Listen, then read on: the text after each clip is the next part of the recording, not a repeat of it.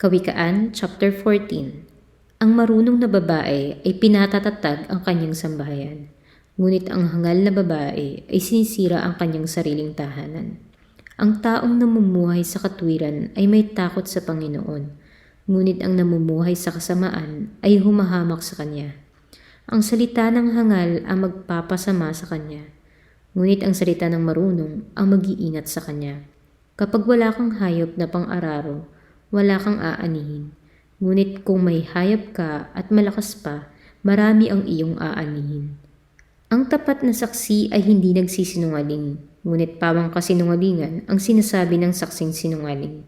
Ang taong nangungutya ay hindi magkakaroon ng karunungan kahit ano pa ang kanyang gawin, ngunit ang taong may pangunawa ay madaling matututo. Iwasan mo ang hangal dahil wala kang mabuting matututunan sa kanila.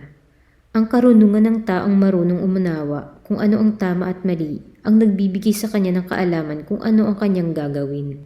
Ngunit ang kahangalan ng taong hangal ang magliligaw sa kanya. Baliwala sa mga hangal ang makagawa ng kasalanan, ngunit ang taong matuwid ay gustong maging kalugod-lugod sa Diyos. Ikaw lamang ang nakakaalam ng iyong kabiguan at kagalakan.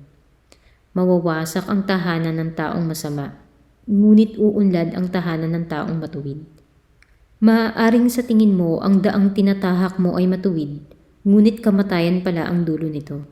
Maaaring maitago ang kalungkutan sa pamamagitan ng pagtawa, ngunit pagkatapos ng kasiyahan, narin pa rin ang kalungkutan. Ang tao ay tatanggap ng nararapat sa kanya kung ano ang ginawa niya, mabuti man o masama. Pinaniniwalaan ng mangmang ang lahat ng kanyang napakikinggan, ngunit ang taong marunong umunawa ay pinag-iisipan ng kanyang napakinggan. Ang taong marunong ay iniingatan ng kanyang sarili at umiiwas sa gulo, ngunit ang taong hangal ay walang pag-iingat at padalos-dalos. Ang taong madling magalit ay nakakagawa ng kamangmangan. Ang taong mapanlinlang ay kinapopuotan. Makikita ang kamangmangan sa taong walang alam, ngunit makikita ang karunungan sa taong nakakaunawa kung ano ang mabuti at masama. Ang taong masama ay yuyuko sa taong matuwid at magsusumamo na siya ay kahabagan. Ang mga mahirap kadalasan ay hindi kinakaibigan kahit ng kanyang kapitbahay, ngunit ang mga mayaman ay maraming kaibigan.